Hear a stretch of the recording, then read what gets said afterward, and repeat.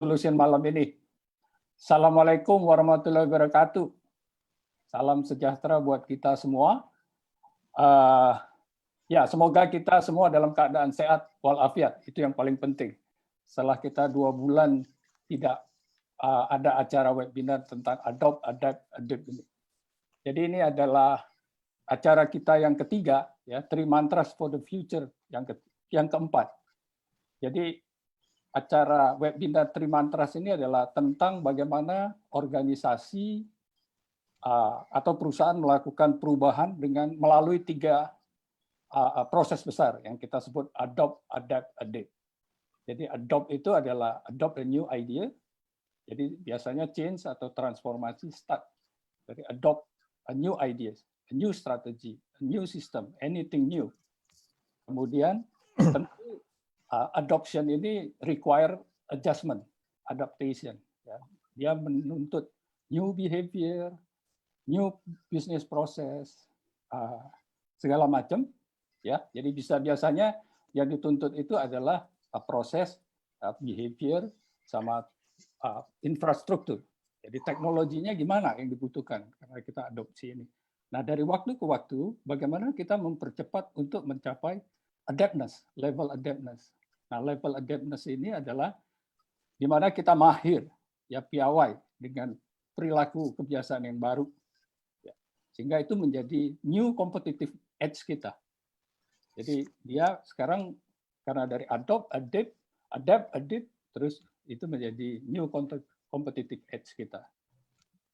Nah, tadi sudah diperkenalkan disebut oleh Pak Koko juga bahwa kita mulai webinar ini sekitar bulan Mei. Jadi 2 bulan setelah kita dilanda oleh pandemi COVID-19 ini.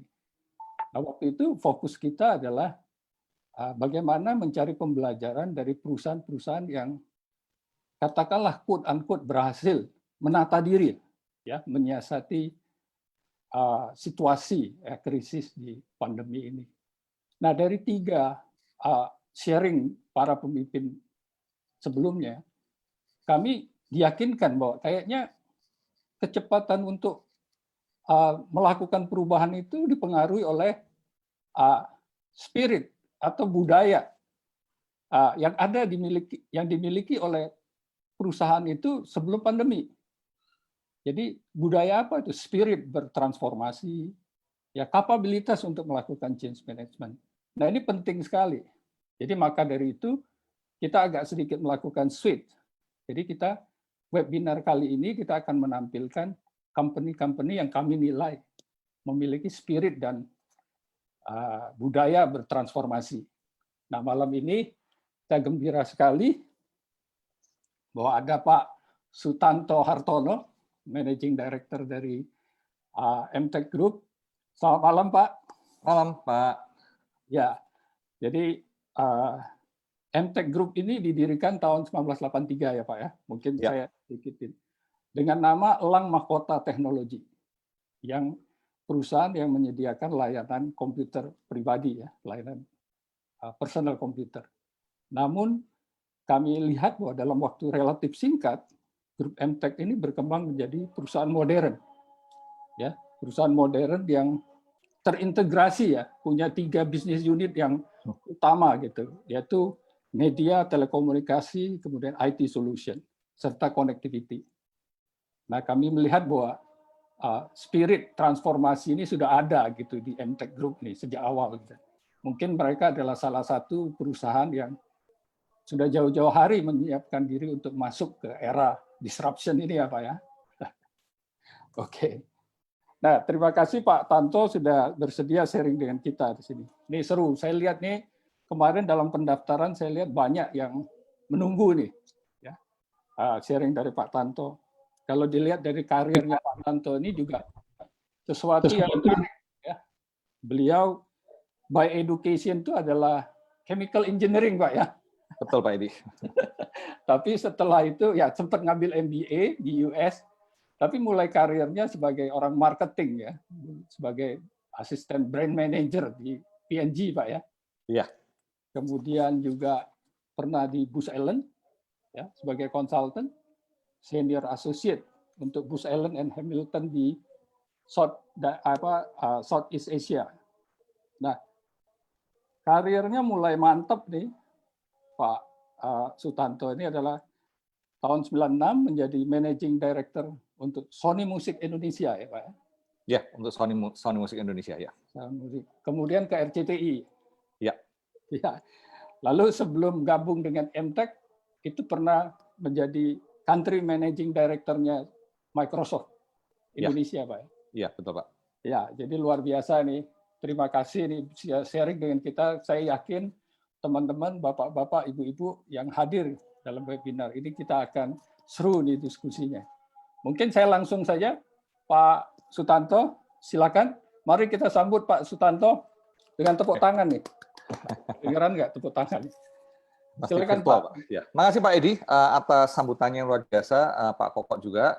Selamat malam kepada Bapak dan Ibu yang mengikuti seminar dari Astur Solution ini. Merupakan suatu kehormatan untuk saya bisa spending waktu berada di tengah Bapak dan Ibu sekalian, di tengah kesibukan masing-masing. Malam ini saya mungkin ingin berbagi sharing saja mengenai apa yang kami lakukan di MTech Group. Kami berharap sebagian daripada learning apa yang kita lakukan, challenges apa yang kita dapatkan, dan juga bagaimana strategi kami untuk mengatasi kendala itu, mengubahnya juga untuk mencari suatu opportunity pengembangan bisnis. Semoga bisa sedikit banyak menjadikan suatu sharing yang bisa Bapak dan Ibu terapkan di kondisi bisnis Bapak dan Ibu masing-masing. Nah, mungkin untuk memulai, saya yakin banyak dari Bapak Ibu belum banyak mengetahui soal MTech, karena memang MTech ini lebih terkenal namanya di kalangan B2B, tetapi untuk consumer tidak terlalu terdengaran ya. Nah, ini untuk memberikan gambaran yang nanti juga memudahkan kita berdialog baik dengan Pak Koko maupun Pak Edi, pembahasan mengenai hal-hal yang kita lakukan di MTech. Nah, mungkin yang lebih dikenal, yuk next. Lebih dikenal di MTech ini adalah portfolio kami. Yang pertama, kita ini umumnya dikenal sebagai perusahaan TV. Kita memiliki SCTV dan Indosiar sebagai TV nasional. Kita juga punya TV regional namanya O Channel. Kita juga punya billboard company namanya adalah AI. Nah, sebenarnya baru satu lagi perusahaan yang kita tambahkan adalah untuk orang yang menonton TV melalui satelit DTH. Kita mempunyai juga satu brand namanya Max Parabola. Kemudian kita mempunyai bisnis di konten, berbagai production company.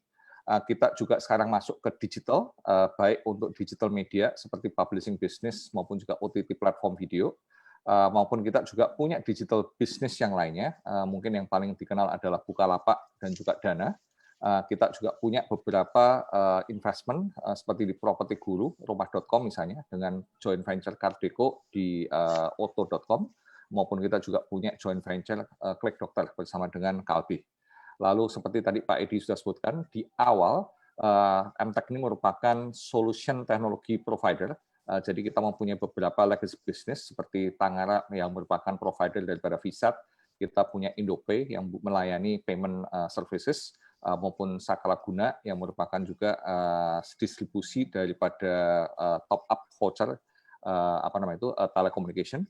Dan bisnis kami yang terakhir adalah masuk ke health, yaitu ada rumah sakit Elang Medica Corpora. Ya. Nah, itu kurang lebih portfolio kami. Next. Nah, kita memang mempunyai jangkauan yang luas. Kekuatan kita adalah dari berbagai aset tersebut, kita ini setiap harinya menjumpai ratusan juta penduduk Indonesia ini. Melalui TV misalnya, SCTV Indonesia ini mempunyai 30% audience share. Kita melalui publishing kita juga mengirimkan lebih dari 1,4 miliar monthly page views, di mana lebih dari 100 juta monthly visitors across digital publishing media. Melalui video kita juga punya 60 juta MAU, dan kita mempunyai 65% daripada total reach kami itu adalah mengarah ke age millennial, yang merupakan sangat penting di Indonesia. Kalau kita melihat di dunia media, nah ini mungkin saya juga nggak tahu Bapak dan Ibu ini masih cukup sering nonton televisi atau tidak. Di Indonesia, TV terestrial, yaitu TV tidak berbayar, yang orang bisa menonton melalui antena ataupun juga parabola, merupakan media yang paling dominan. Kenapa? Karena reach pada media ini adalah paling besar. Bahkan dibanding internet, reach kita ini jauh di atas internet. Nah, kenapa? Karena memang platform broadcast ini merupakan platform yang istilahnya itu paling murah meriah. paling mudah untuk menjangkau seluruh kepulauan Indonesia. Nah, karena kita memang mempunyai reach yang paling tinggi, sebagai konsekuensinya kita masih cukup mendominasi kue iklan yang ada di Indonesia. Sampai dengan sekarang estimasinya kita masih mempunyai lebih daripada 50% daripada kue iklan itu pergi ke TV. Nah, yang berubah adalah runner-up-nya. Kalau runner-up-nya dulu didominasi oleh print terutama surat kabar yang sangat kuat. Nah, sekarang ini dominasi print itu makin lama makin meredup dan digantikan. Juga melihat di sini bahwa stickiness orang berapa lama menonton TV ini juga masih cukup banyak. Menurut Nielsen untuk rata-rata nasional masih lebih dari 3 jam 40 menit. Lebih banyak daripada internet yang secara average nasional masih sekitar 2,5 jam. Di TV sendiri, kami masih mendominasi melalui Indosiar dan SCTV. Cukup menarik di tahun ini, mereka berdua adalah tie di posisi 1, yaitu 14,1%. Pada waktu prime time SCTV lebih dominan, di non prime time Indosiar-nya lebih dominan. Nah, ini penting sekali karena tadi di saat media ini merupakan paling besar di wallet share daripada advertising expenditure, posisi dominance di free to air ini merupakan suatu posisi yang sangat penting strategik untuk grup kami. Apa yang populer di masyarakat Indonesia adalah umumnya hiburan, sinetron. Contoh di sini kita mempunyai 2 sinetron unggulan kita di SCTV Samudra Cinta dan dari Jendela SMP. Dengan di Indosiar ini kuat dengan biasanya dangdutan.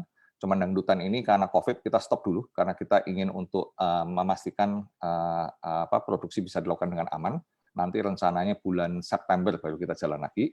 Lalu sementara waktu kita isi dengan FTV. FTV ini adalah sinetron tetapi 1 episode selesai.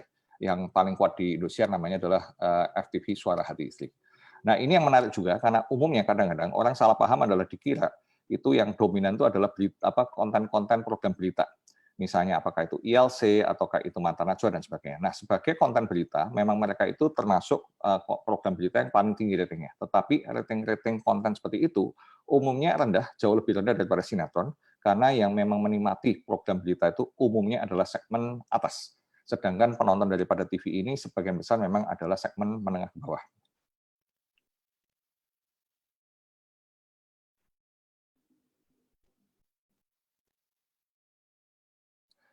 Nah, kita juga tadi saya sebutkan secara sekilas, kita juga mempunyai joint venture di Billboard melalui perusahaan yang namanya AI.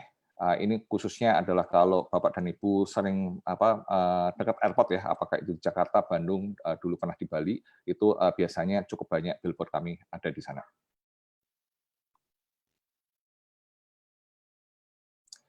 Oke, tadi saya sebutkan bahwa kita barusan launching Next Parabola. Nah, kenapa Parabola ini penting? Balik lagi karena kita ini negara kepulauan, kita punya lebih daripada 17.000 pulau. Jadi kalau kita terrestrial itu hanya tercover di sekitar 40-50 kota besar. Nah, sisanya kota-kota itu mendapatkan hiburan dengan melalui Parabola ini. Nah, Parabola ini juga meng-aim kepada masyarakat yang menginginkan adanya tambahan hiburan selain daripada free to air TV.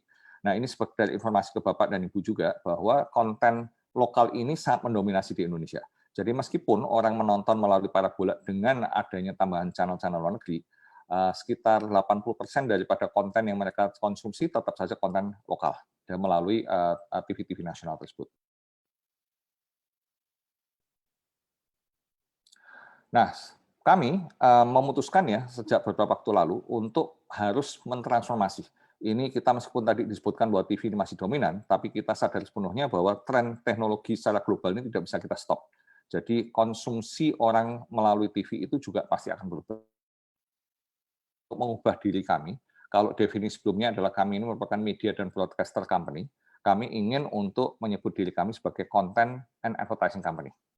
Nah, ini perkenankan saya untuk men-share kepada Bapak Ibu mengenai journey yang kita lakukan dalam mendefinisikan. Yang pertama adalah konten. Kita take out konten kita. Kalau dulu konten ini merupakan unit yang mendukung televisi kami, kita spin off menjadikan independent company. Nah, kita pada saat ini mempunyai beberapa content production. Yang pertama adalah Cinemat. Cinemat ini adalah PH bagi Bapak dan Ibu suka nonton sinetron, itu akan sering muncul logo Cinemat. Jadi Cinemat ini adalah PH yang paling kuat dalam memproduksi sinetron terbaik di Indonesia. Nah, kita juga punya Screenplay Films yang kanan. Nah, mereka lebih mengkhususkan terhadap bioskop layar lebar ya, film layar lebar. Nah, salah satunya Gundala, itu merupakan superhero yang baru kita launch. Yang membanggakan juga adalah Screenplay ini merupakan production company pertama yang dipercaya oleh Netflix untuk membuat Netflix original. Waktu itu judulnya adalah Night Comes for Us. Nah, kami juga mempunyai production company yang lain. Yang pertama adalah VIP, itu adalah production company yang lebih mengkhususkan di bidang digital branded content maupun juga beberapa web series. Nah, lalu kita juga terakhir mempunyai perusahaan namanya IEP yang mengkhususkan untuk membuat konten-konten acara hiburan non-drama.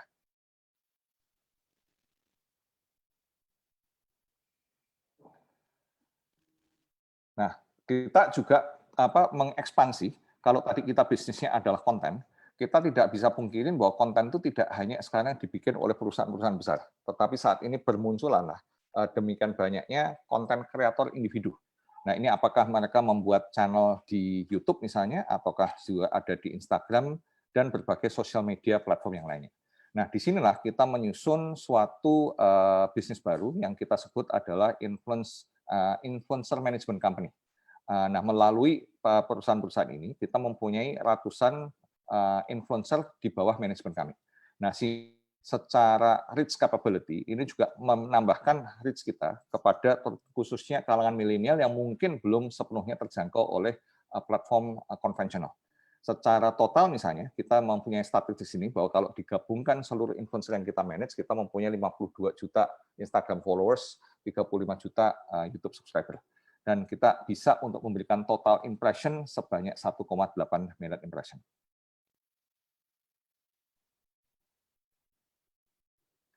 Nah, ini sebagai tambahan daripada tanda petik menu kami, kita juga melihat bahwa konten ini juga berubah bentuknya.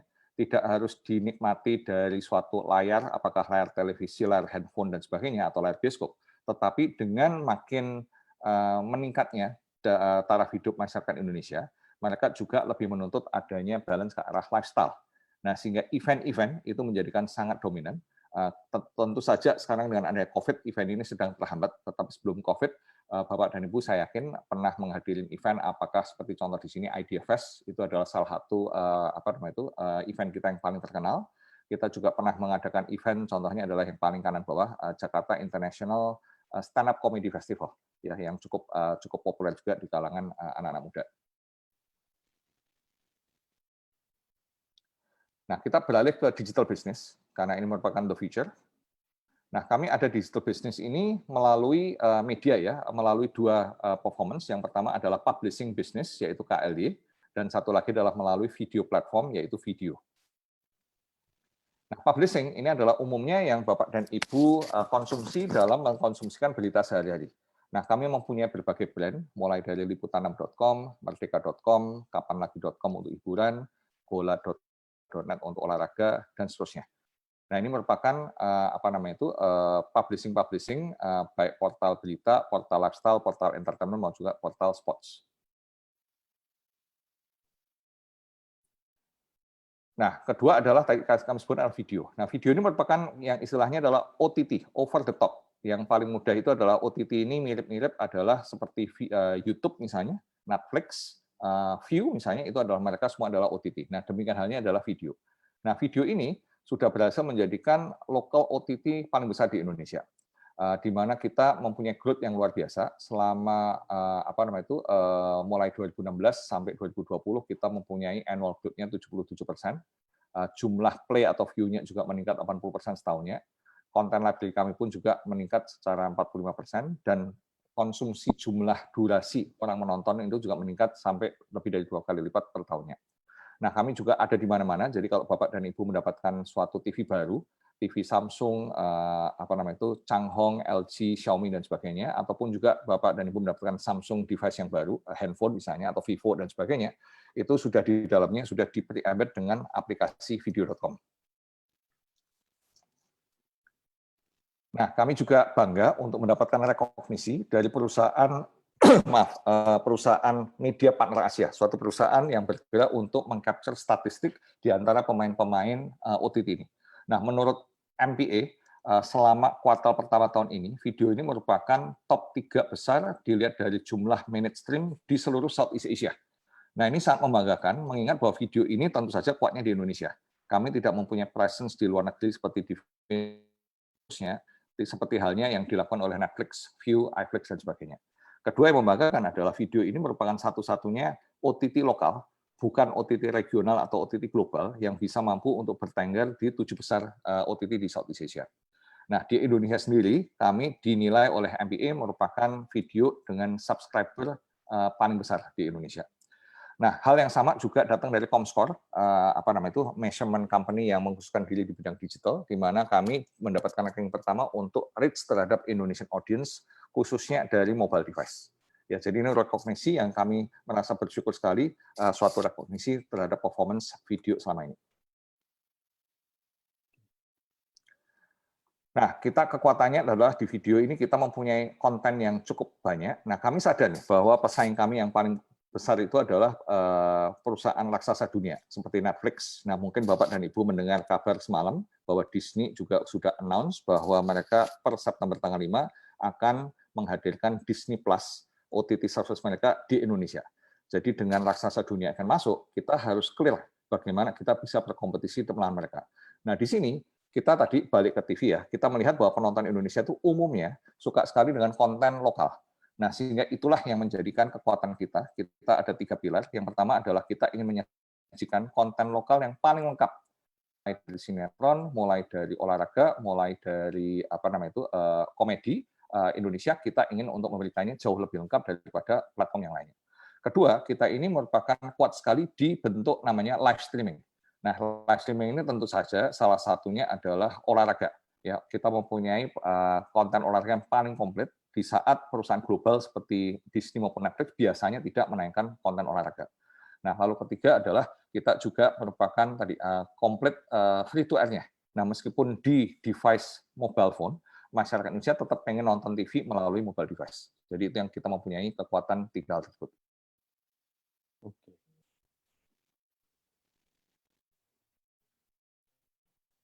Nah, ini mungkin meng-capture dari MTech. Dari tadi saya bicaranya adalah konten, dari tadi saya bicaranya adalah media. Nah, kita secara MTech ingin menginginkan adanya suatu integrated ecosystem. Nah, ekosistem itu terdiri dari ada segitiga, di mana di tengahnya ini adalah konten dan talent. Kenapa di tengah? Karena melalui konten dan talent ini merupakan magnetnya, atraksinya, bahwa orang itu mencari konten, mereka juga mencari bintang. Ya. Nah, disitulah orang akan nengok, orang akan mengkonsumsi konten, orang akan terus mengikuti konten maupun talent. Nah, dari situ kita melakukannya, meng-capture melalui platformnya adalah media, apakah itu TV, ataukah itu video, ataukah itu tadi publisher. Nah, tujuannya adalah supaya menciptakan adanya awareness, adanya engagement dengan pemirsa atau user. Nah, nantinya yang kita inginkan adalah melalui konten yang kita sudah dapatkan awareness dan engagement tadi itu, kita bisa melangkah berikutnya, yaitu memberikan suatu kemudahan transaksi kepada mereka. Sehingga kalau mereka melihat iklannya, misalnya Torabika misalnya, nah dari situ mereka akan bisa mengkonsumsi, membeli Torabika melalui e-commerce. Nah, dan pada akhirnya setelah melakukan transaksi, mereka melakukan pembayaran melalui e-wallet. Jadi ini adalah segitiga integrated ecosystem yang kita ingin ciptakan di MTech. Nah, sehingga kita e-commerce, kita mempunyai Bukalapak, ini merupakan salah satu e-commerce terbesar di Indonesia. Yang membuat unik daripada Bukalapak adalah selain ini merupakan e-commerce, Bukalapak ini juga merupakan platform O2O agent yang paling besar. O2O ini adalah offline to online, yaitu apakah itu individu, ataukah juga warung-warung kecil yang merupakan jadi mitra dari Bukalapak. Nah, pada saat ini kita sudah mempunyai 5,5 juta mitra, terdiri dari 3 juta plus warung. Nah, ini tentu saja dengan memiliki hubungan dengan sekian banyak Bukalapak, mitra warung ini memungkinkan kita untuk bisa juga mendistribusikan barang-barang yang dijual oleh warung tersebut, maupun juga kita mempunyai kepanjangan tangan bagi masyarakat yang memang belum tersentuh oleh internet. Nah, terakhir tadi saya sebutkan dari segitiga tadi adalah melalui payment. Jadi kalau orang sudah mempunyai awareness di media kita, mereka pada akhirnya ingin melakukan transaksi. Nah, transaksi itu kita harapkan bisa ditutup melalui Dana. Dana adalah dompet digital Indonesia. yang mungkin Bapak dan Ibu moga-moga sudah menggunakan, tetapi paling nggak kami juga harap bisa melihat exposure bahwa terutama sekali dengan adanya COVID ini, masyarakat pun juga lebih aware bahwa ternyata daripada bawa cash, lebih praktis untuk membayar melalui e-wallet. Ya. Oke, saya rasa itu dulu sebagai background introduction-nya Pak Edi. Saya kembalikan ke Pak Edi. iya menarik sekali ya. Jadi media ini challenge-nya banyak sekali. Jadi perubahannya banyak sekali karena ini didrive oleh digital juga. Nah, yang saya tertarik tadi Pak, karena kita bicara adapt ini ada satu poin, bagaimana MTech itu berubah dari tadi katakanlah media broadcaster jadi content and advertising gini. Ya. Ini satu hal yang besar sekali ya untuk satu grup gitu. Nah, itu challenge-nya apa Pak untuk men-switch itu? Karena kadang-kadang dulu saya pernah membantu juga ada media company. Even untuk dari harian jadi mingguan pun jadi bermasalah Pak. Belum pindah platform loh Pak ya. Ya. Baru daily jadi dari weekly jadi daily itu udah sesuatu yang luar biasa, adaptasinya gimana gitu. Mungkin challenge-nya apa Pak dalam switching itu? Challenge yang paling besar itu seperti halnya yang Pak Edi sampaikan adalah tentu saja kita bicara soal resistance, ya soal kenyamanan. Karena kita menemukan problem statement ini di saat kita belum punya problem. Saat itu everything masih went well, ya kan kita masih profitable. Karena TV ini merupakan suatu industri di mana profit margin-nya termasuk very healthy Pak. Ya kita mempunyai EBITDA margin itu bisa 38-40%. Kan kita jarang ada suatu industri mempunyai EBITDA margin sampai setinggi itu. Nah, jadi pada saat kita masih mempunyai profitabilitas seperti itu dan omset kita pun juga masih sangat healthy, terkadang orang bertanya-tanya, ngapain sih repot-repot uang TV ini gede, TV ini profitable, TV ini dominan, TV ini lalala dan seterusnya. Dan tapi kita bisa melihat sendiri apa yang terjadi globally. Jadi kita juga pengen untuk memaksa bahwa terbaik itu adalah kalau kita mau diet ini kan paling enak di saat kita ini masih sehat kan Pak. Jangan kita pas lagi sakit terpaksa adalah diet loh. Nah, jadi itu prinsip yang sama. Kita harus melakukan suatu sharing kepada teman-teman di Amtek. Nah, kedua, selain daripada masalah suatu niatan untuk berubah, isu kedua adalah kapasitas yang tadi Pak Edi sampaikan di depan juga, ya bahwa kita pengen mungkin tadi contohnya melakukan event. Pertanyaannya adalah kita mampu tidak? Tadi kalau kita bicara influencer, mungkin kalau menangani personalitas yang memang populer di TV, pemain sinetron, pemusik dan sebagainya, kita udah biasa. Tapi kalau kita menghadapi seorang Raditya Dika misalnya, yang tidak pernah muncul di TV, apakah kita juga mempunyai skill set untuk memberikan service yang diminatin oleh Raditya Dika? Dan seterusnya, dan seterusnya. Jadi ini suatu tantangan untuk kita pun juga harus menambahkan skill set untuk bisa masuk ke teritori baru, di mana sebelumnya bukan merupakan kekuatan kita, Pak. Jadi dalam tahap adoption itu adalah bagaimana membuat orang dari artinya petinggi-petingginya lah ya. Jadi mengatakan memang kita perlu berubah ke arah situ karena sekarang pun kita oke-oke saja ya. Mungkin masih profitable gitu. Jadi menjawab pertanyaan itu. Nah, ada semacam apa Pak? Kecuali tadi Bapak nyebut soal kita harus sharing, menjelaskan, mengkomunikasikan ini. Nah, kalau terkait dengan kalau tadi dari manajemen, kemudian juga belum lagi memperkenalkan kepada karyawannya ya. Ada tips-tips khusus Pak untuk melewati. Kalau saya melihatnya kombinasi formulasi Pak ya. Satu yang pasti adalah tadi kita coba untuk embrace merangkul mereka Pak ya, untuk mereka jadi tahulah mengenai case study di luar negeri, lalu juga sukses story di luar negeri. Nah, sehingga mereka juga tergugah. Nah, kita juga yakin Pak, intinya manusia itu kan ingin berkembang juga Pak. Jadi kita juga melihat bahwa selain daripada mereka mendapatkan monetisasi tadi gaji, bonus dan mereka pun ingin juga untuk nanti punya suatu ego bahwa itu saya punya bisnis baru, saya loh yang melakukan dan sebagainya. Nah, bagaimana kita untuk mencutik suatu motivasi semacam ini untuk kepentingan itu. Nah, kedua, kita juga dari sisi ego soal karir, kita juga yakinkan mereka adalah ini kesempatan. Kalau TV ya tadi kamu nunggu atasanmu pensiun sebelum kamu bisa naik ke atas loh. Nah, sedangkan kalau kita bicara ada bisnis baru, nah ini kesempatan. Kamu bisa move horizontally yang nantinya untuk naik vertikal itu akan lebih cepat karena ada ekspansi bisnis ke arah yang baru. Tapi terus terang aja Pak, itu juga harus dikombinasi dengan ilmu paksaan. Bahwa kita lah from the top harus meng-create sense of urgency. Ini adalah tidak bisa dinegosiasi. Nah, kalian harus tambah skill, if not ya maaf, kamu akan ketinggalan, kita akan promosi atau kita akan rekrut orang dari luar, karena kamu tidak mempunyai skill set baru yang kita tuntut, kamu harus ada. Nah, jadi kombinasi daripada itu semua yang kita lakukan. Jadi very clear ya, konsekuensinya apa, direction-nya seperti apa, jadi what is in it-nya juga jelas, what is in it for me-nya jelas juga. Betul, karena terus terang ya kita jujur harus melakukan some sort of shock therapy. Jadi dalam contoh nih, kalau saya melihat daripada level apa ya istilahnya itu level middle management ya, yang saya sebut mungkin adalah senior manager sampai dengan level VP ya, itu ya mungkin sekitar out call berapa 30-40% kita replace. Nah itu to send the message juga. Tapi tadi kita katakan tidak semuanya kita replace. Ada yang memang ternyata itu bisa adopt tadi Bapak bilang ya kan, terus apa improve skill-nya. Nah kita tetap melakukan promotion from within. But those who do not make it, ya udah maaf ini, you have to move on. You have to put somebody yang memang capable untuk melakukan hal seperti itu. Oke, Pak Koko, mungkin ada menarik sekali, mungkin ada yang ingin ditanyakan sebelum kita berlanjut. Ya Pak Koko. Kayaknya belum di ini deh. Pak Koko belum. Ya. Baik, terima kasih Pak. Kita sudah masuk ke sesi kedua ini karena sudah berlangsung 30 menit. Saya juga mau mengumumkan bahwa acara ini bisa dilihat secara streaming di Facebook fanpage-nya Astur Solution.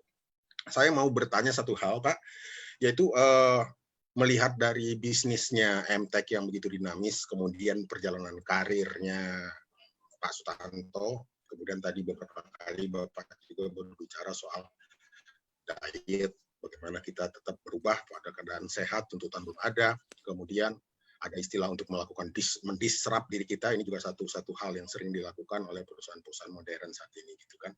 Dari perjalanan karir dan kedinamisan bisnisnya MTech ini uncertainty, ada ketidakseragaman, ada perbedaan yang terus terjadi gitu kan.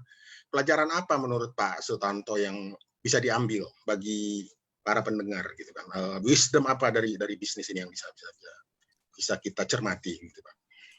Mungkin harus diawali dengan ini, kalau kita memang ingin untuk melakukan ekspansi usaha ataupun juga masuk ke teritori baru, ada baiknya kita ini harus yakin bahwa kita ini juga mempunyai sukses ke arah bisnis yang baru tadi itu. Ya, jadi saya ambil contoh, MTech juga tidak selalu successful. Kita pernah masuk ke bisnis BlackBerry Messenger, mungkin Bapak dan Ibu pernah dengar itu. Nah, BlackBerry Messenger itu kan suatu chatting aplikasi yang sangat sukses di masa lalu di Indonesia. Yeah. Terus habis itu meredup ya dengan ketinggalan di WhatsApp dan sebagainya. Nah, tapi yang menarik pada waktu sekitar 5-6 tahun lalu, kita pada waktu pertama kali melihat BlackBerry Messenger, menariknya adalah pada saat itu penggunanya masih sampai 40 juta di Indonesia. Dan it's growing. Jadi kalau kita ngelihat the most downloaded apps itu konsistennya adalah among the top 10 ranking. Jadi artinya kan masih growing. Nah, kita juga bertanya-tanya, kok bisa ya? Gitu. Nah, terus teori kita adalah mengatakan ya, sometimes ada pepatah kan, old habit dies hard. Kebiasaan lama itu susah hilangnya. Jadi mungkin memang masyarakat Indonesia karena nyantol dengan BBM tadi itu, nah mungkin di kota besar seperti Jakarta udah hilang, tetapi di secondary city dan sebagainya ternyata masih nyantol. Nah, sehingga kita memberanikan diri untuk masuk ke bidang tadi itu, BlackBerry Messenger. Nah, setelah fast forward 3-4 tahun kita jalankan, kita olah dan sebagainya, jujur pada akhirnya it did not work out. Ya, kita akhirnya mengerek bendera putih, kita merasa enough is enough, terus kita exit. Nah, tapi ada pelajaran yang sangat berharga dari situ, yaitu positifnya tadi saya katakan. Kita ini pertama kali masuk ke suatu arena persaingan global. Nah, sehingga kita baru merasakan, di persaingan global ini ternyata standar IT-nya misalnya, teknologinya itu jauh lebih tinggi daripada kalau kita bersaing hanya di level nasional. Nah, sehingga kami pun mendapatkan positif di mana kalau kita istilahnya itu latihan tinju atau tenis misalnya, kita sekarang pernah lah trial out di luar negeri di mana at international standard. Jadi kita pun harus skill set-nya dipenuhi. Tetapi learning kedua daripada kegagalan itu adalah kita lihat sih, kalau kita bicara tadi chatting ya, apa yang kita miliki di MTech yang bisa membuat kita itu sukses? Nah, lalu siapa saingannya? Dalam hal ini adalah WhatsApp yang dimiliki oleh Facebook, ya kan? Nah, problemnya belakangan kita ketahui sih, memang kita bicara chatting aplikasi itu ternyata tadinya kita fokus adalah benefit-nya. Benefit-nya itu memang kalau siapapun yang bisa menguasai chatting, itu luar biasa. Kenapa? Kita lihat ya, saya yakin semua dari partisipan di sini, kalau membuka handphone, paling sering dalam sehari, itu tujuannya adalah untuk chatting. Nah, jadi ini artinya adalah aplikasi yang paling sering dipakai. di antara semua aplikasi yang ada. Nah, jadi kalau kita sudah menguasai aplikasi yang paling sering dipakai, udah kita mengarahkan itu lebih gampang nantinya untuk pengguna itu melakukan sesuatu yang lain. Nah, kita terlalu fokus ke situ. Tetapi yang kita kemarin kelupaan adalah what does it take? Apa yang membuat kita bisa sukses ke situ? Nah, di sini kita bicaranya adalah kalau saingannya adalah global seperti Facebook, dan yang paling berat daripada chatting, itu tidak ada monetisasinya. Hari ini contoh, di WhatsApp, pernah nggak ngeliat ada iklan? Nggak pernah. Ya. Jadi isinya cuma, apa istilahnya itu, bakar duit terus loh. Nah, sehingga disitulah kita harus bicara suatu platform yang memang tingkat level teknologinya itu tinggi sekali, penggunanya adalah super banyak sekali, dan tadi tidak ada monetisasi sama sekali. Nah, kalau kita mereview secara lebih dalam, memang tadi itu tidak main-main, dan tidak hanya kita yang gagal. Kalau di Indonesia itu misalnya WeChat pernah masuk dan mereka gagal, KakaoTalk pernah masuk juga gagal juga, Line masih bertahan, tetapi Line pun juga tidak growth dan sebagainya. Nah, jadi ini pelajaran tadi kalau kita melihat, nah berbeda dengan misalnya tadi kalau kita bicara video, sama-sama platform digital, tetapi video ini masalah konten. Nah, konten itu kan bread and butter-nya Emtek. Kita dengan adanya TV, kita mempunyai library konten yang luar biasa. Dan kontennya kebetulan memang disukai masyarakat, dan konten ini karena eksklusif tidak ada di YouTube. Contoh, sinetron. Kalau orang pengen nonton Samudra Cintanya Emtek, SCTV, mau tidak mau harus masuk ke video. Di YouTube tuh nggak ada. Nah, sehingga kita mempunyai suatu skill set, kita mempunyai keunggulan yang memang tadi memberikan kita tuh advantage. Bahkan kalau Netflix pun masuk, bukannya kita sombong ya, tetapi kita agak pede lah istilahnya gitu. Ya, karena Netflix pun juga harus membuat drama original series kayak di Indonesia. Oke lah, mereka duitnya pasti lebih kencang dan sebagainya, tetapi kita merasa ada keunggulan kita juga, kita sudah mempunyai sekian tahun pengalaman untuk membuat konten yang memang relevan untuk masyarakat Indonesia. Jadi itu saya share dari situ tadi, learning lesson-nya tadi. Baik, Pak. Terima kasih. Satu pertanyaan lagi, Pak. Bagaimana Bapak membangun culture yang inovatif di Emtek Group? Sebab saya lihat, kalau misalnya tidak ada satu culture yang mampu mengakomodasi, bisa jadi kecepatan bisnis, inisiatif bisnis dari owner, dari manajemen, mungkin tidak bisa diikutin oleh seorang member dari organisasi ya, yang saya yakin sangat besar gitu. Mungkin ada tips-tipsnya bagaimana membangun satu kultur yang inovatif bagi perusahaan modern ini, Pak? Oke, kalau saya sharing pengalaman saya berada di perusahaan lain, tadi Pak Edi udah share sedikit biografi saya ini pernah bekerja di multinational company. Nah, saya melihat waktu saya dulu bergabung di multinational company, mereka ini kadang-kadang mempunyai filosofi di mana mereka tuh nggak sabar. Mereka bilang adalah, if we want to dominate a market, kita ini nggak bisa hanya dengan organic growth. Yang kalau memang mau lebih cepat, beli aja market leader-nya. So dari situ kita udah langsung melipat gandakan market share kita immediately. Ya. Nah, jadi melihat daripada kami di Emtek, kita terus terang aja adalah perusahaan nasional ya. Jadi kita juga tidak mempunyai suatu pendanaan yang kuat daripada global multinational seperti itu. Nah, sehingga strategi kita tidak harus dalam bentuk akuisisi, tetapi yang kita terapkan ini adalah partnership. Karena kita merasa bahwa kita pun sebagai perusahaan apapun pasti mempunyai limitasi. Kita ini jago di ABC, tetapi nggak terlalu jago di DEF. Contoh paling gampang tadi, salah satu yang saya sebutkan adalah bidang event. Nah, kayaknya itu serupa. Kalau kita bikin TV show, itu kan juga event. Tapi sebenarnya beda. Event yang istilahnya itu galak, seperti kita contoh SCTV ulang tahun misalnya, itu kita sangat bangga. Kualitasnya bagus sekali. Ditonton banyak orang, tetapi tadi sifatnya adalah tonton gratisan. Ya. Nah, dibanding kalau kita bikin tadi itu event yang misalnya itu model kayak bikin motor show misalnya, itu kan beda. Ya, skill set-nya adalah harus ngumpulin vendor-vendor OEM mobil tadi itu, terus bikin display-nya gimana, terus bikin tadi itu jualan tiket, orang bayar 50.000 masuk dan sebagainya. It's two different skill set, meskipun kayaknya itu seakan-akan mirip loh. Nah, itu kita nggak punya skill set yang seperti itu. Nah, itulah kenapa kita akhirnya itu melakukan partnership dengan perusahaan Samara tadi itu. Nah, begitu Samara masuk, mereka memberikan suatu darah segar, adanya kreativitas yang memang beda. Karena di event, pentingnya adalah satu. Sebelum kita mulai buka hari pertama, kita harus secure sponsorship dulu. Ya. Nah, di sini berarti kita pada waktu mempresentasikan ke sponsor, kita sudah harus mau membaca ini, dia maunya seperti ini, ya kan? Sehingga ini ada elemen-elemen ini, dia ada engagement di event dan sebagainya. Nah, tambahan kemampuan itulah yang kita gabung dengan kemampuan yang kita sudah miliki tadi itu untuk mengekspand inovasi tadi. Itu memberikan adopsinya tadi saya bilang, suatu akselerasi terhadap adanya inovasi-inovasi baru. Nah, tadi contoh, tips berikutnya adalah kadang-kadang tadi kita harus memecah organisasi. Karena kalau organisasi jadi satu, akan pasti didominasi oleh satu kultur yang memang paling dominan. Nah, saya tuh masih ingat, saya kemarin sebelumnya adalah di Microsoft. Nah, pada waktu saya zaman di Microsoft, yang namanya Windows sebagai business unit itu yang paling dominan by far. Kenapa? Karena Windows itu yang paling profitable, paling revenue paling gede. Nah, sehingga tadi semua bisnis yang lain nunggu tadi Windows ngomong apa baru ngikutin situ.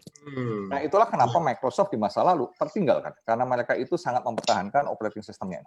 Nah, yang menarik, saya rasa kalau belajar di Microsoft itu juga sama, di mana pada saat itu ini dengan Satya Nadella sebagai orang baru, nah dia datangnya adalah background-nya adalah cloud business. Dia bilang fokus saya adalah semua ditaruh di cloud. Nah, kalau sudah taruh di cloud, operating system menjadikan secondary kan itu. Nah, tiba-tiba dia mengubah totalitas daripada itu. Nah, kami di MTech juga melakukan hal yang sama. Tadi kalau Pak Koko ingat, dari sisi konten divisi kami, konten kami ini kita copot dari TV. Soalnya kalau konten ini masih, ya, karena kalau konten ini masih merupakan satu departemen yang ada di bawah TV, mereka akan mengikut siapa yang paling dominan di TV. Nah, dalam hal ini adalah salah satu yang dominan itu adalah kalau nggak soal uang, adalah soal rating. Nah, inovasinya pasti tadi hanya tergantung rating sesuai dengan penonton TV. Padahal tadi, saya pengen sebagian daripada mereka menghasilkan konten yang tidak ditonton oleh penonton TV. Nah, jadi harus kita sempol, dan waktu sempol pun kita bagi-bagi. Ini ada konten company yang memang tujuannya melayani TV, lalu ada konten company yang memang tujuannya adalah jangan sama sekali ngomongin soal TV. So, itu cara lain untuk menciptakan suatu environment yang bisa kreatif tadi. Ya, baik Pak. Sangat strategik ya Pak ya. Jadi memang perlu disupport juga oleh kemampuan perusahaan untuk membuat langkah-langkah strategik untuk bisa membangun satu culture ini ya. Sangat menarik. Mungkin Pak Edi bisa menambahkan lagi. Ada beberapa pertanyaan melalui chat yang saya mulai catat. Nanti kita akan bahas di sesi ketiga. Sekarang saya serahkan Pak Edi dulu. Silakan. Terima kasih Pak. Pak Sutanto. Sama-sama Pak. Jadi terima kasih Pak. Jadi tadi kalau kita lihat kan membangun kapasitas itu menjadi penting setelah kita mengadop ya. Kalau saya lihat tadi bahwa caranya adalah dengan partnership gitu ya. Nah, partnership kemudian dipecah-pecah juga. Mungkin ada bagaimana MTech itu memonitor deliverables-nya gitu. Performance-nya. Mungkin itu bisa di-share juga, Pak. Gimana ya mencari ukuran-ukuran yang tepat bahwa di tim ini udah berjalan di track-nya gitu. Nah, kebetulan dalam hal itu sebenarnya kita relatif gampang, Pak. Karena kita ini berada di industri yang istilahnya raport kita ini muncul tiap hari, Pak. Nah, kalau di TV nih, saya punya klien gede misalnya Mayora itu. Ya, dia mempunyai akses persis adalah ada namanya daily rating yang keluar.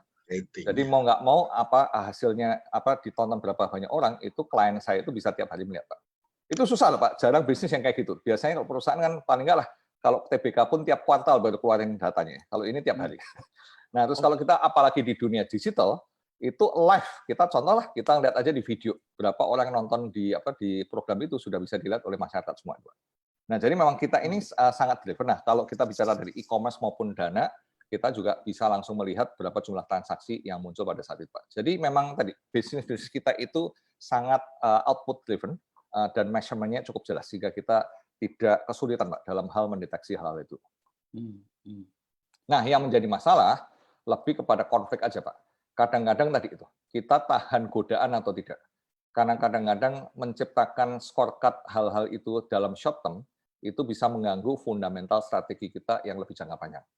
Nah, jadi tugas kami itu bukan untuk mengcapture tadi KPI. KPI-nya is very well defined, very available all over the place. Cuman bagaimana kita mengarahkan organisasi supaya tadi justru kadang-kadang kita tidak boleh terlalu KPI.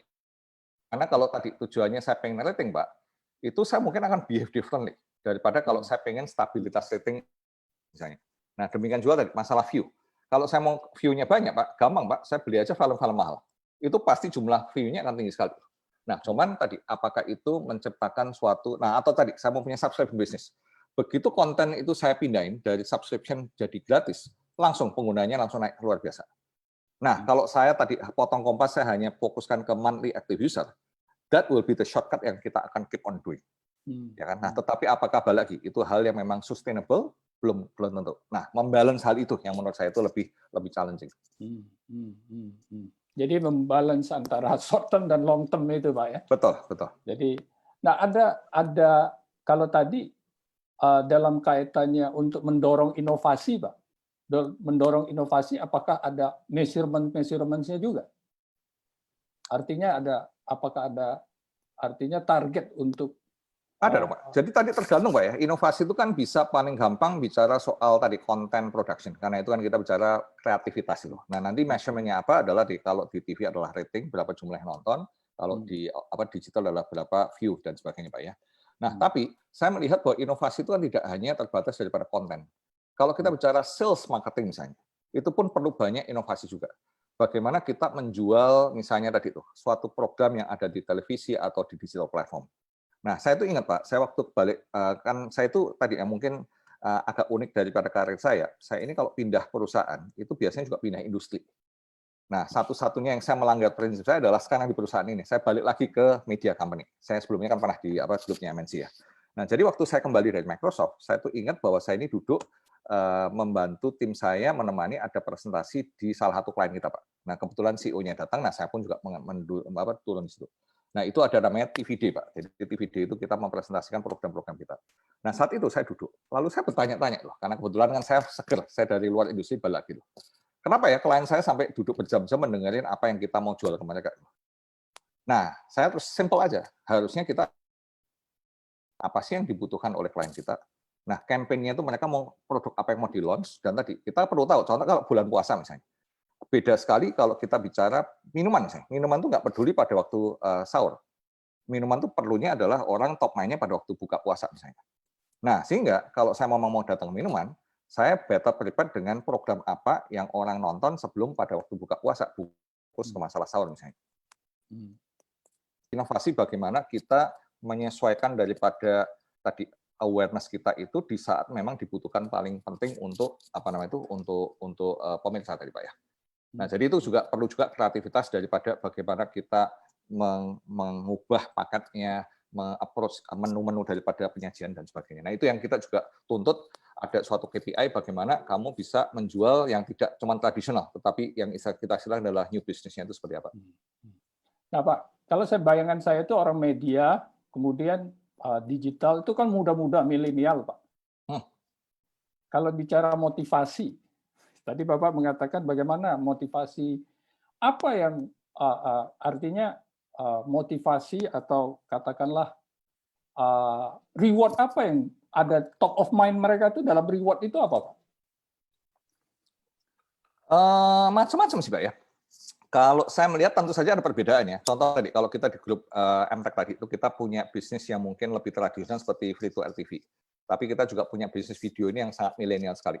Bahkan tim kami itu kan orangnya kalau di video jauh lebih mudah daripada kalau di TV, Pak ya.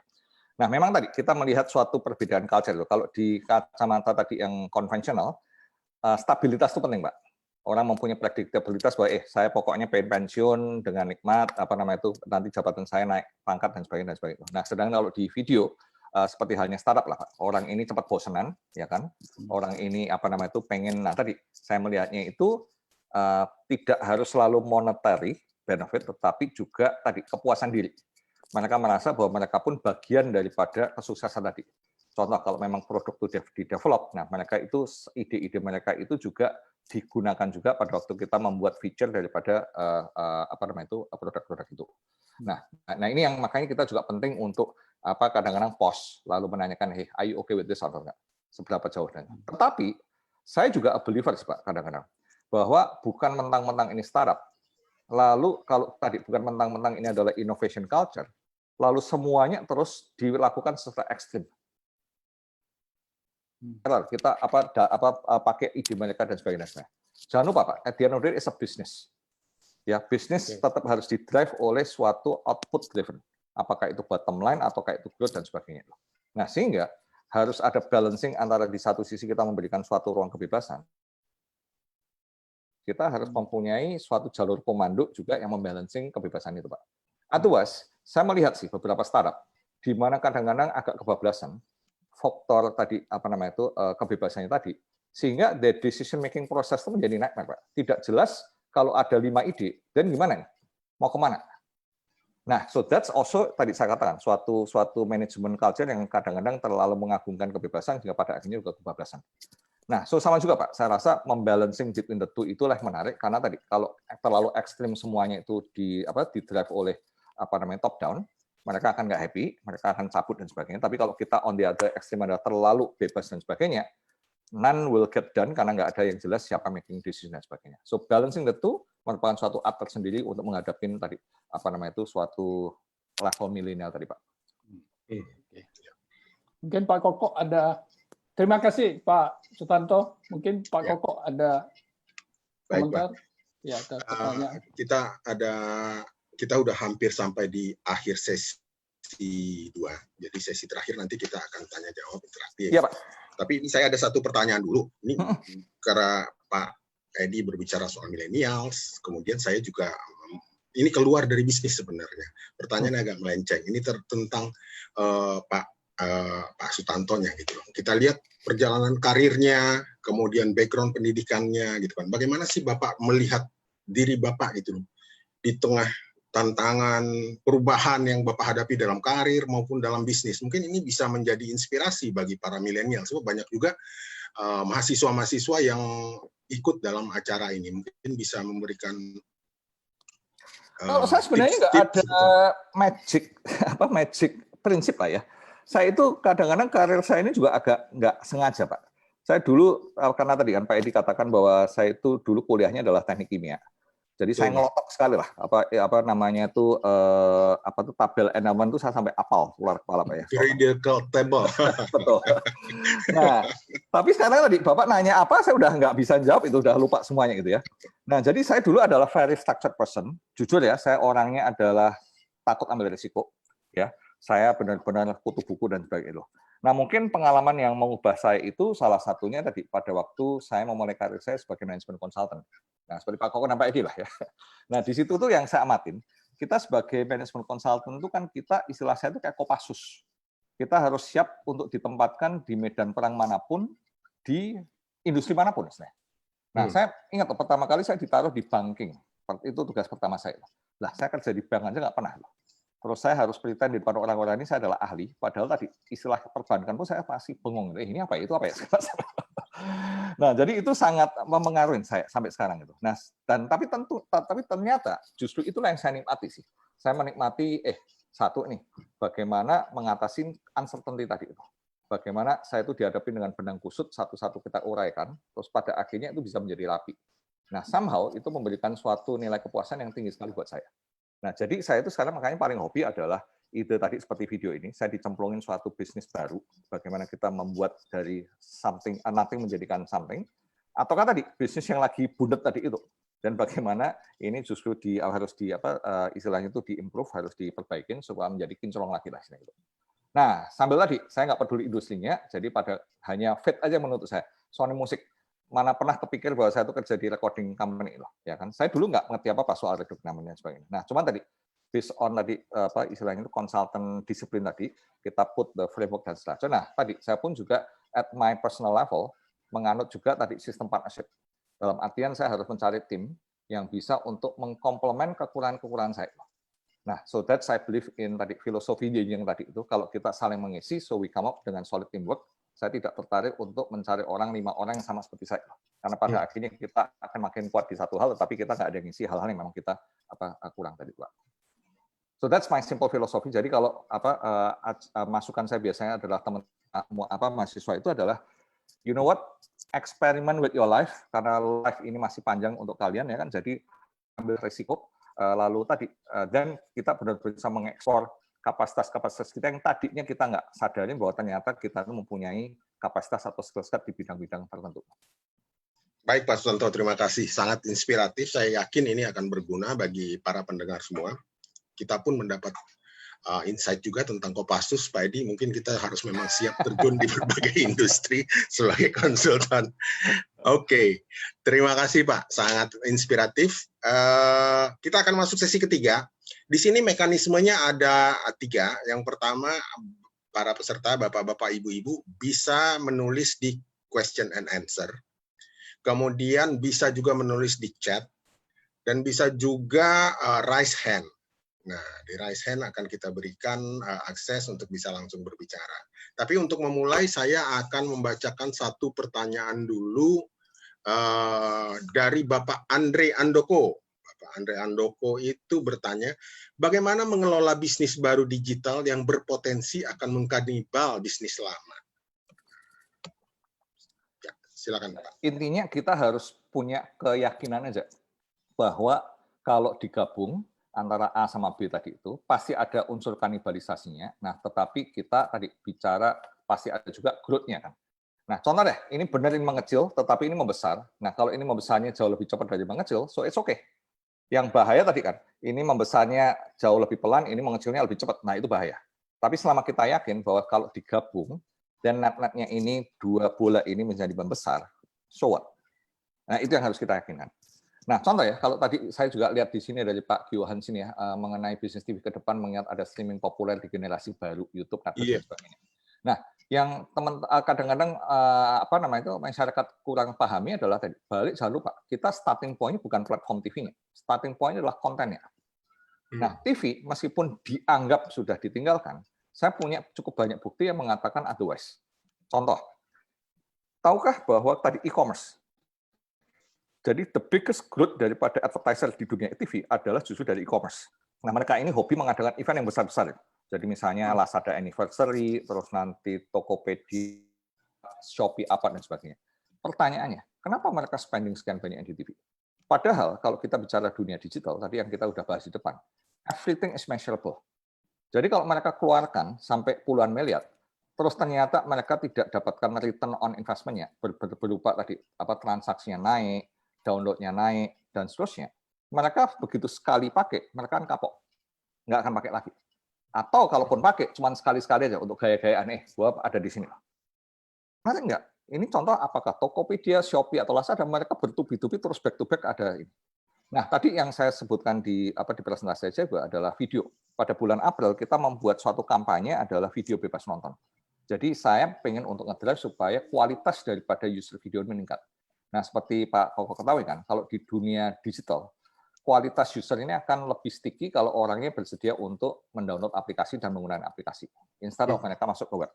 Nah, sehingga kita kasih tadi, iming-iming adalah kalau orang mau mendownload aplikasi video dan nonton, kita akan kasih tadi 2 minggu subscription free. Langsung pada bulan April, kita berhasil untuk menjadikan nomor 1 most downloaded apps di Indonesia. Nah, bagaimana caranya? Promosinya, karena kita punya TV, 98% kita menggunakan media TV. Nah, kesimpulannya apa? Apakah e-commerce maupun video notabene adalah digital? Ternyata kok menjadi tanda petik laku, banyak dipakai orang, padahal komunikasi melalui TV. Jadi artinya overlap antara penonton TV dan digital itu sebenarnya masih tinggi. Ya. Nah, ini yang kadang-kadang orang misunderstood loh. Nah, so balik lagi, itulah kenapa kita pede adalah kalau overlapnya itu tinggi, nah kita menggunakan kekuatan kita di TV itu sebagai starting point. Karena kalau bukan kita, misalnya ada perusahaan konten yang tidak punya TV, dia harus mengambil risiko balik modalnya daripada konten yang dia buat, itu hanya bisanya dapat sumbernya adalah dari digital saja. Nah, sedangkan kami mempunyai 2 kaki. Kalau kita keluar investasi konten, kita bisa mendapatkan monetisasi baik dari TV maupun dari digital juga. Baik, terima kasih. Menjawab sekalian pertanyaan dari Pak Johan Koisner. Nah, mungkin ada yang mau raise hand, Bapak-bapak, Ibu-ibu, sebelum kita bacakan dari Q&A ini. Kalau ada yang mau raise hand, silakan ditekan tombolnya, memanfaatkan fiturnya. Kalau tidak ada, saya akan bacakan pertanyaan selanjutnya dari Ibu Nunuk Adiarni. Digital business atau konten bisnis, benarkah milik orang muda yang memiliki berpikir kreatif? Adakah mereka juga, orang tua, the old, bagaimana membaurkannya dengan orang muda, dan bagaimana terus mendorong untuk tetap inovatif? Nah, ini mungkin tips juga. Bagaimana sih, ini sebenarnya di perusahaan-perusahaan tuh kadang-kadang tetap menjadi masalah. Bagaimana generasi yang lebih tua, dengan kebiasaannya yang lebih lama, itu kadang-kadang tidak bisa membaur dengan generasi muda dengan berbagai macam karakter yang berbeda, dengan tujuan yang berbeda. Mungkin pertanyaan cukup menarik, Pak Sutanto. Saya rasa itu hukum alam ya. Secara umum yang namanya anak muda itu akan lebih mudah beradaptasi dibandingkan usia-usia kita nih, ya kan? Nah, itu adalah hukum alam yang kita nggak bisa sentuh. Nah, kebetulan kalau kita bicara digital, itu kan merupakan suatu teknologi adoption yang baru. Nah, adalah istilah dari gaptek itu biasanya lebih banyak orang yang lebih tua daripada anak muda lah gitu. Nah, udah memang hukum alamnya seperti itu. Nah, tetapi kalau dibilang bahwa digital ini adalah eksklusif anak muda, itu kami kurang setuju loh. Contoh lah, ini kalau saya istri saya misalnya, itu tiap hari ketagihan yang namanya Facebook, sampai malam Facebookan mulu gitu. Ya itu contoh. Ya kan usia kepala 5 plus itu tetap aja dia sudah addicted dengan Facebook. Kan Facebook adalah digital product juga sebenarnya. Terus saya yakin nih bagi ibu-ibu yang hobi berburu beranda, pasti ibu-ibu itu sudah canggih untuk melihat e-commerce misalnya, untuk ngecekin harga di sini yang paling murah mana dan sebagainya misalnya. Ya belum tadi untuk pelayanan makanan tuh mau pakai GoFood, GrabFood dan sebagainya, itu saya yakin banyak ibu-ibu yang juga canggih lah untuk mencari hal seperti itu. Jadi saya rasa adalah adopsinya sudah lebih bagus dibanding masa lalu, tetapi tadi tetap setuju nih bahwa adopsi di anak-anak muda ini pasti lebih tinggi. Nah, contoh lain, kita bicara kalau di konten video tadi kita sebutkan, kita ini adalah kuat di sports misalnya. Nah, pemirsa sport itu tidak hanya didominasi anak-anak muda. Ya, jadi kalau kita melihat segala usia, ya memang kecanduan dengan misalnya Liga Champion akan menonton Liga Champion di video misalnya. Ya. Oke. Ya, mungkin Pak Edi ada yang mau ditambahkan? Pak Edi ada yang mau ditanyakan sebelum kita lanjutkan? Lanjutkan saja dengan ini, Pak. Pertanyaan ada menarik juga tuh. Agak cukup teknis sih pertanyaannya dari Pak Henry Pranoto nih ya. Henry Pranoto, baik Pak. Ya, jadi bagaimana capital expenditure allocation untuk bisnis digital yang belum menghasilkan secara cash flow, tapi valuasinya tinggi nih. Dan ini apa nih? Legacy base-nya yang menghasilkan cash flow, tapi valuasinya hasil apa nih? Masih rendah gitu. Nah, tapi itu sama juga, Pak. Kalau kita bicara kan ini hukum bisnis yang kita bicara adalah cycle daripada suatu bisnis stage kan, Pak ya. Bahwa kalau kita bicara namanya bisnis baru, suka nggak suka memang nggak mungkin kita menuntut adanya profitabilitas dari awal, Pak. Ya. Nah, jadi itu memang stage-nya kalau memang masih mencari audience, masih mencari pengguna dan seterusnya, pastilah ini kita harus bakar duit dulu istilahnya. So nothing wrong with that dalam hal itu. Nah, sebaliknya kalau kita bisnisnya sudah istilahnya itu sudah stabil, apalagi kalau growth-nya ini ternyata sudah mandek. Nah, itu kan kita harus masuk ke fase being defensive. Nah, kalau defensif artinya apa sih? Kita berharap supaya kalau bisa tetap growth, meskipun growth-nya itu nggak usah tinggi itu, tapi tetap growth lah. Soalnya kalau begitu turun, ini kan lama-lama kita bisnis mengecil. Nah, kedua, kita kalau growth-nya itu memang sudah lebih kecil, dan challenge kita adalah bicara soal cost efficiency. Ya kan, kita harus gimana caranya bisa lebih efisien, lebih hemat dan seterusnya. Jadi menurut saya itu adalah fase daripada bisnis. Sama juga lah, saya rasa fase manusia kan. Kalau kita masih anak kecil, yang penting minum susu banyak, makan yang banyak untuk kita growing. Nah, kalau kita sudah berumur, makannya harus diet yang lebih sehat dan sebagainya. So saya rasa itu wajar. Nah, balik lagi masalah digital ya. Nah, ini menarik sih. Dari COVID ini kebetulan kan kami ini mempunyai juga cukup banyak joint venture. Nah, pada waktu joint venture ini kan kita juga cukup banyak partner yang menginvestasi di bidang digital ini. Saya bisa melihat sebagai anggota dari Board Mewakili MTech itu terjadi suatu perubahan sikap yang menurut saya itu mestinya akan lebih sehat. Kalau dulu itu kalau bicara digital seperti tadi Pak Henry katakan itu, semuanya adalah bicara masalah growth. Saya akan support naruh duit lagi kalau bulan depan MAU naik 10%. Atau tahun depan istilahnya itu GMV-nya double misalnya dan seterusnya. Jadi mereka adalah bicara selalu growth gitu. Nah, bicara bottom line itu di masa lalu almost unheard of, ya kan? Mereka nanti bilang udahlah nanti kalau kita udah dominate the market, we are number one, number two, nah eventually baru then we make money. Nah, sekarang ini dengan adanya COVID, di mana investasi itu menjadi lebih hati-hati, cash is king. Nah, kita sekarang mulai lebih sering mendengar yang sebenarnya juga sudah diulas cukup banyak lah, mulai dari publication Wall Street Journal, Fortune dan sebagainya adalah, it's not just important to grow the business, tetapi yang lebih penting adalah show us road to profitability. Oke, kita belum profitable sekarang, tetapi tunjukin hitungannya. 3 tahun dari sekarang, 5 tahun dari sekarang, kapan kita untungnya dan show me. Yakinkan saya bahwa itu benar akan kejadian. Nah, jadi itu saya rasa tadi bicara masalah termasuk di dalam metal capex. Nah, kita harus menanyakan diri kita sendiri tadi itu. Jujur nggak kita kalau mengatakan 3 dari 5 tahun sekarang itu kita akan profitable. Nah, road-nya ke sana itu seperti apa? Baik, Pak. Terima kasih. Itu jawaban untuk pertanyaan Pak Henry Pranoto. Ada pertanyaan lagi dari Pak Alan Atmaja. Selamat datang Pak Alan. Pak Alan ini dari Pertamina. Apa strategi program budaya yang dilakukan oleh MTEK sehingga mendukung proses transformasi menjadi sukses dengan juga perpaduan pekerja milenial dan non-milenial. Kira-kira begitu Pak pertanyaannya. Strategi program budaya atau culture, corporate culture. Kalau saya melihatnya begini sih, kadang-kadang yang sensitif tadi kan, kadang-kadang kalau kita terlalu membuat suatu paradigma ini, ya kan bahwa ini yang cocok adalah anak muda semuanya itu, atau ini yang cocok adalah tadi orang tua, atau tadi sama juga lah. Kadang-kadang kalau di perusahaan sebelum startup ini pun, kadang-kadang ada dikotomi, ini orang lama versus orang baru misalnya itu. Nah, jadi kalau saya pribadi, I'm a believer dalam artian, who cares sih? Anak muda, orang tua, orang lama, orang baru, yang penting kita bedakan itu bukan masalah itunya. Yang kita penting bedakan adalah apakah seseorang ini memang performing atau enggak. Ya, mau berapa lama dia kerja, mau berapa umurnya, we simply don't care. Nah, itu yang menurut saya harus kita tunjukkan bahwa kita ini menilai itu secara objektif.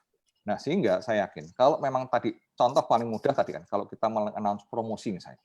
Nah, di situ kesempatan orang pasti akan melihat keputusan kami. Kita sebagai manajemen, apakah kita bijak nih bahwa si A, si B, si C ini promosikan karena memang tadi faktor-faktor yang tadi saya sebutkan. Bukan karena tadi, ini cuma sekedar yang naik cuma anak muda melulu. Nah, itu pasti akan mematahkan orang yang sudah lebih tua, mengatakan, aduh kalau kayak gini caranya ya kita sudah tersisih ini sebenarnya. Tapi kalau mereka melihat, kok ternyata ada orang yang seumuran saya, dia kok juga dipromosi ya? Atau sebaliknya, di bisnis yang established tadi itu, bahwa ternyata ada anak muda, yang kok karyanya ternyata bisa naik cepat ya, itu akan menggugah anak muda untuk semangat bilang, berarti di sini bukan based on senioritas. Di sini kalau memang saya ternyata berprestasi, saya akan bisa dipromosikan lebih cepat.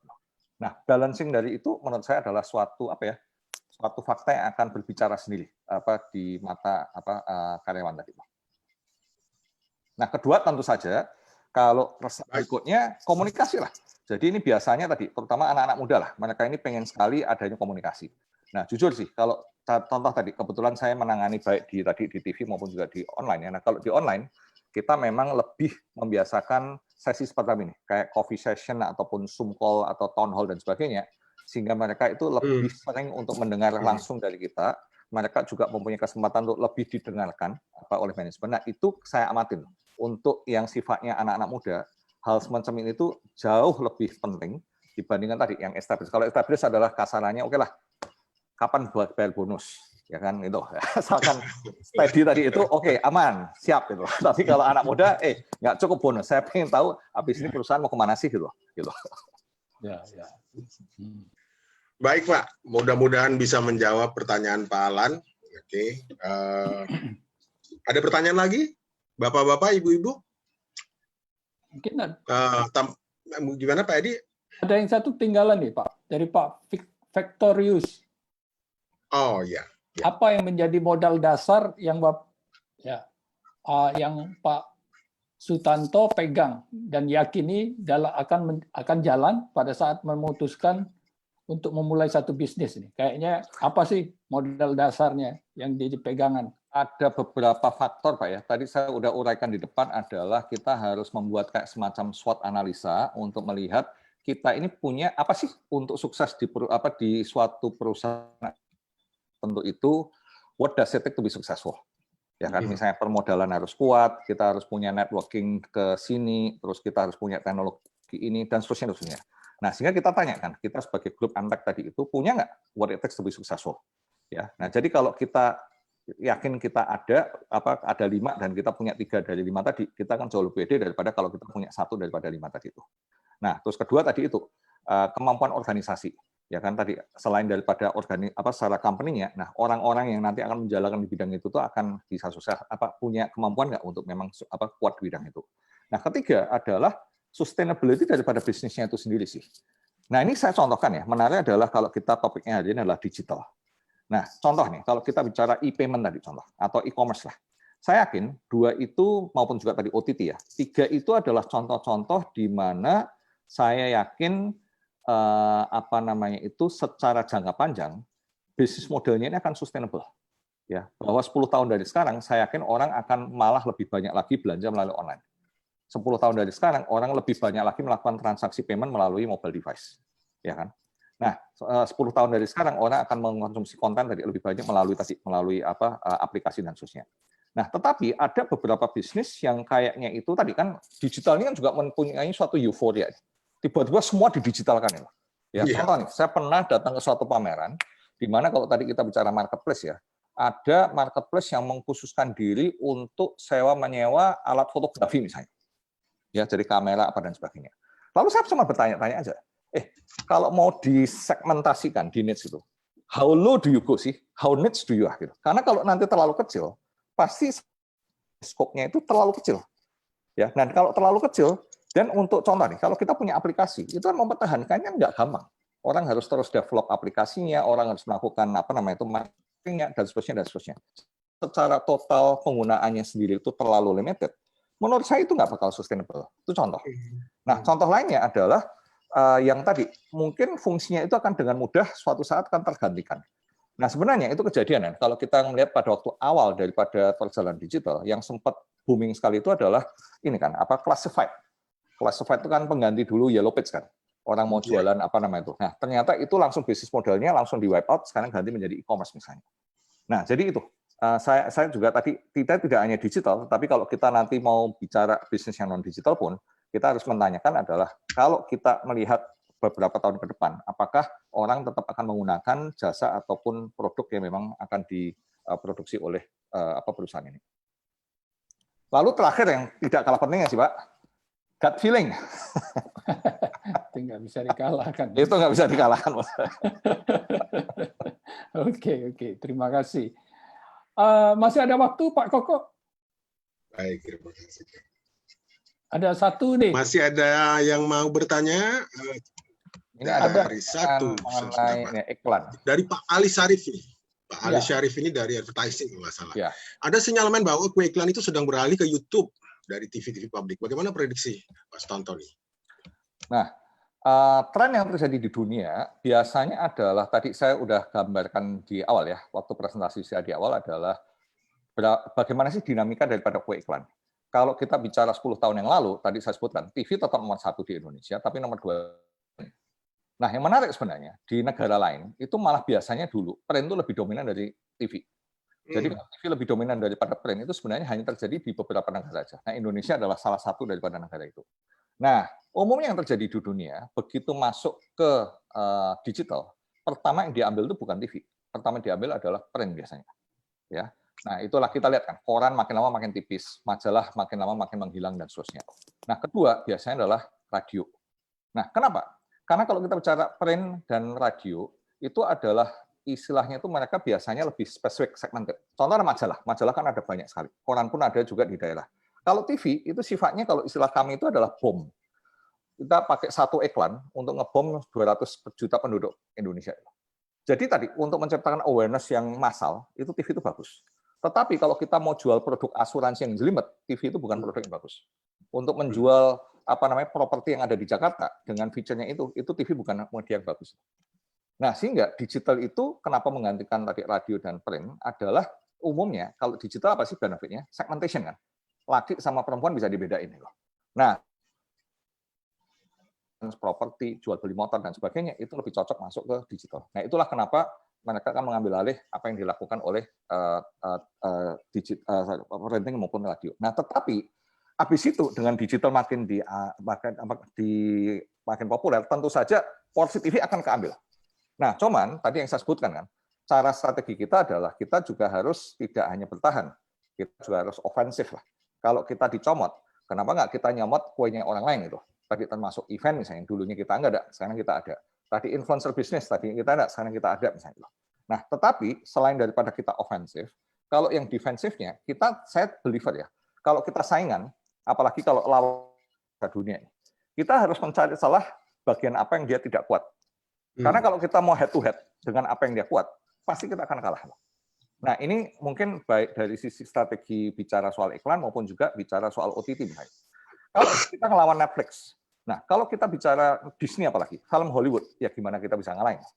Nah, tetapi kita akan berada di teritori yang kita lebih seimbang kalau kita ngelawannya adalah konten lokal misalnya.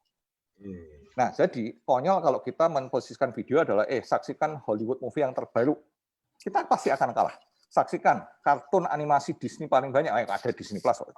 Nah, tapi kalau kita bicara adalah, kalau kalian mau nonton drama Indonesia, kalian mau nonton stand up comedy Indonesia, kalian mau nonton sepak bola Persib lawan Persija, datanglah ke video.com.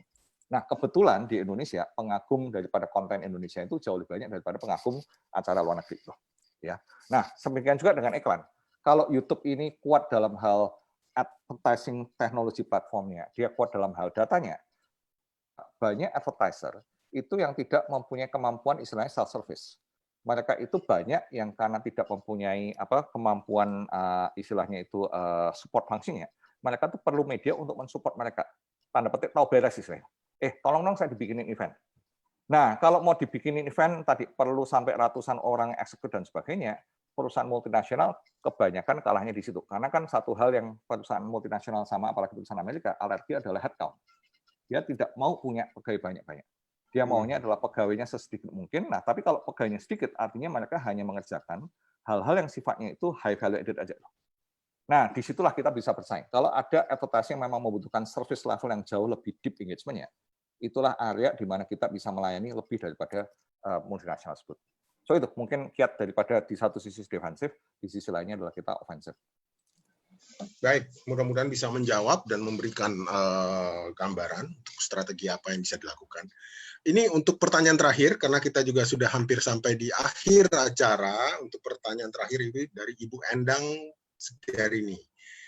Apakah penerapan transformasi digitalisasi yang sudah dilakukan MTEK sudah diterapkan dunia pendidikan yang menurut PISA masih rendah rankingnya?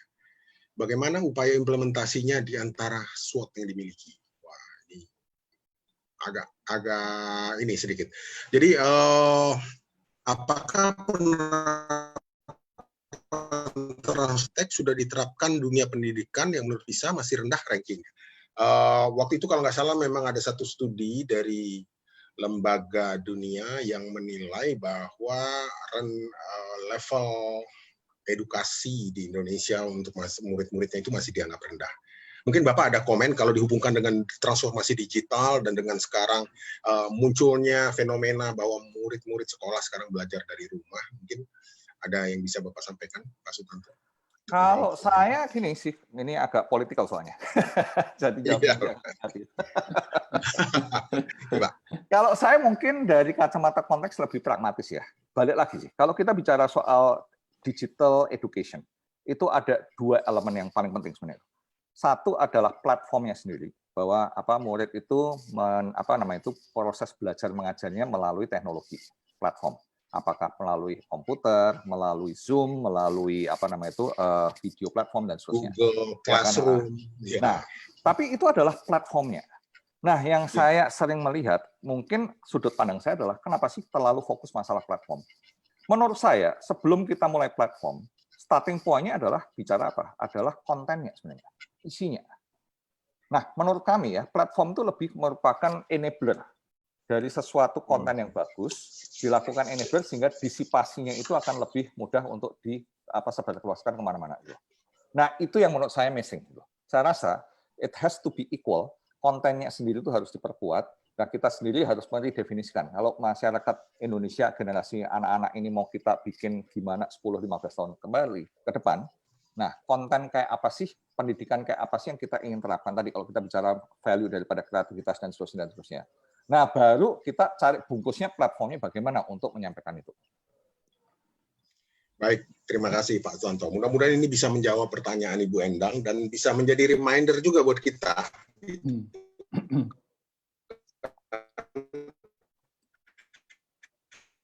Fokus kepada enabler-nya apa yang mempermudah secara teknikal ini bisa di-delivery dengan efektif. Terima kasih, kita sudah sampai di akhir acara. Untuk itu saya akan serahkan kepada Pak Edi Sutanto untuk memberikan semacam closing remark dan nanti kepada Pak Sutanto Hartono juga sebelum kita mengakhiri acara ini. Silakan Pak Edi. Pak Edi, kalau saya boleh request ya, ini karena kami sudah siapkan satu very short video presentation. Oh iya. Oke. Dan Ibu ini mungkin jarang nonton TV juga. Nah, saya cuma pengen share ini. Tujuannya adalah untuk men-sharing juga pada Bapak Ibu adalah kita sebagai perusahaan nasional, kita juga harus bangga terhadap kemampuan daripada bangsa kita. Kalau tadi bicara soal kreativitas ya, Saya karena pernah bergerak di bidang Sony musik, lalu sekarang di bidang industri broadcast media dan juga konten, saya cukup bangga bahwa menurut saya itu kemampuan bangsa Indonesia dalam menciptakan kreativitas itu luar biasa sebenarnya. Nah, ini mungkin sekedar cuplikan untuk memberikan sedikit gambaran kemampuan daripada kita mengelola tata lighting, konten, suara dan sebagainya itu memang luar biasa. Tapi ini karena ini kita pakai Zoom jadi suaranya pasti nggak bagus. Tapi mungkin kita fokus lebih kepada kualitas daripada visualnya tadi ya. Yuk silakan kita play sebentar. Silakan, Pak. Baik.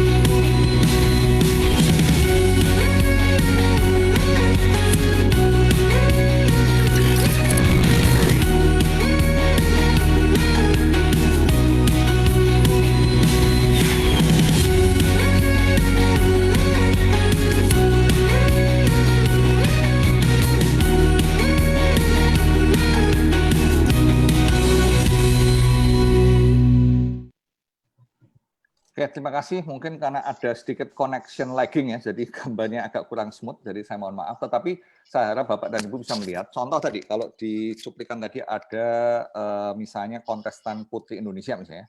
Nah, itu kalau kita bandingkan misalnya dengan Miss Universe dan sebagainya, atau tadi ada salah satunya adalah cuplikan ulang tahun SCTV Indosiar, dari tata panggung, lighting, LED, screen, dan sebagainya, itu kalau kita bandingkan bahkan event-event luar negeri, di Indonesia ini sudah sangat spektakuler loh.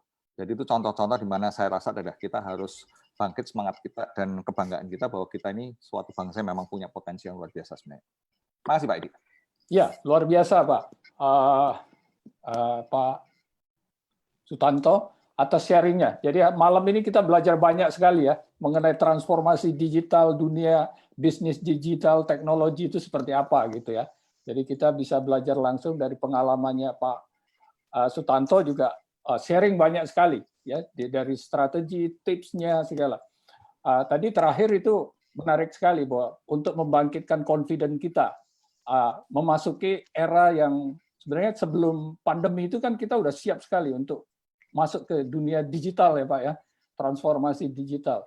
Nah tadi kecuali confidence itu mungkin ada satu lagi Pak dari Pak Sutanto mungkin bisa memberikan semangat lagi bagi kita, kecuali confident. Mungkin apa fokus kita terakhir nih, sebelum penutup, sebagai closing remark dari Bapak nih? Nggak, saya rasa kalau dari semua bencana seperti pandemi yang kita alamin, itu kan selalu ada silver lining-nya. Nah, jadi saya rasa kalau mungkin silver lining di sini itu adalah mungkin kondisi ini memang lebih memaksa kita untuk memberikan suatu level of urgency yang lebih tinggi sih. Kalau tadi contoh nih, seperti di dunia digital tadi saya katakan, kalau dulu show me the road to profitability. Nah, jadi saya yakin itu di semua bisnis yang kita lakoni dengan bidang kita masing-masing, pertanyaan sama juga sih. Kalau kita memang tiba-tiba dihadapin dengan tantangan sehebat seperti ini nih, apa sih yang memang kita harus perbaiki? Apa yang kita harus lakukan lebih daripada biasanya? Sehingga pada akhirnya tadi urgensi untuk kita menjadikan suatu entitas perusahaan ataupun bisnis yang lebih baik itu lebih nggak bisa ditawar dibanding sebelumnya. Nah, jadi saya rasa itu merupakan suatu important reminder untuk kita. Oke, terima kasih Pak Sutanto atas sharingnya terakhir. Jadi kita banyak sekali dapat ya malam ini. Mudah-mudahan juga oleh peserta, saya kira teman-teman ada banyak yang masih bertahan ini. Ya, ada juga dari himpunan AOTS ya Indonesia ini. Saya kira cukup banyak. Nah, kalau mungkin sebagai penutup, saya ingin melihat bahwa bagaimana relation-nya dengan adopt, adapt, adapt ini. Jadi kalau kita lihat adoption itu tadi Pak, jadi adoption itu juga perlu didasari pada satu analisis ya, based on our strength. Jadi kalau tadi Pak Sutanto mengatakan chances kita untuk sukses berapa gitu. Jadi pemilihannya itu juga penting, analisis strateginya.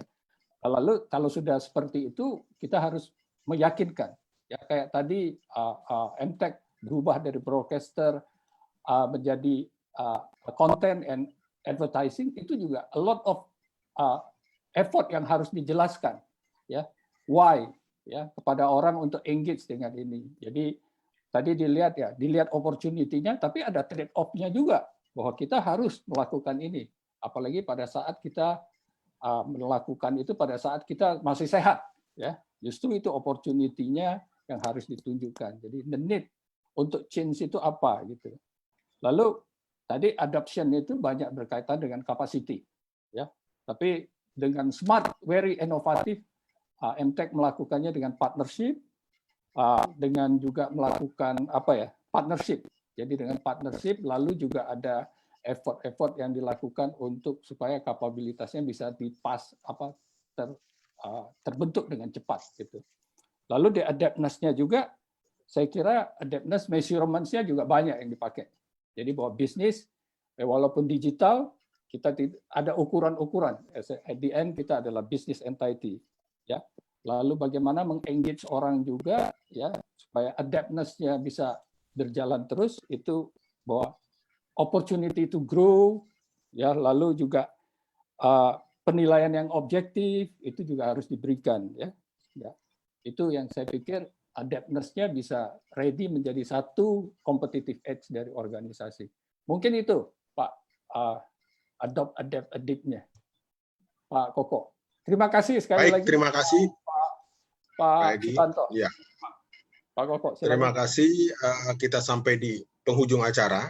Terima kasih banyak kepada Pak Sutanto Hartono atas sharingnya, partisipasinya malam ini. Kami berharap ini dapat menjadi inspirasi, menjadi insight, menjadi berbagai macam masukan, pencerahan bagi kita semua yang hadir malam hari ini. Di akhir acara ini kita akan mengadakan semacam feedback form. Jadi ada satu feedback form yang dapat diisi oleh bapak-bapak dan ibu-ibu, dan nantinya yang mengisi kita akan kirimkan e-certificate kepada email bapak ibu masing-masing. Terima kasih. Kami akan hadir lagi di bulan ini dengan Bapak Harman Subakat dari Paragon Teknologi, produsen Wardah. Baik, selamat malam. Terima kasih Pak Sutanto. Sampai jumpa. Terima kasih Pak Kot, terima kasih Pak Idi. Terima kasih Pak. Sukses Pak. Take care. Terima kasih.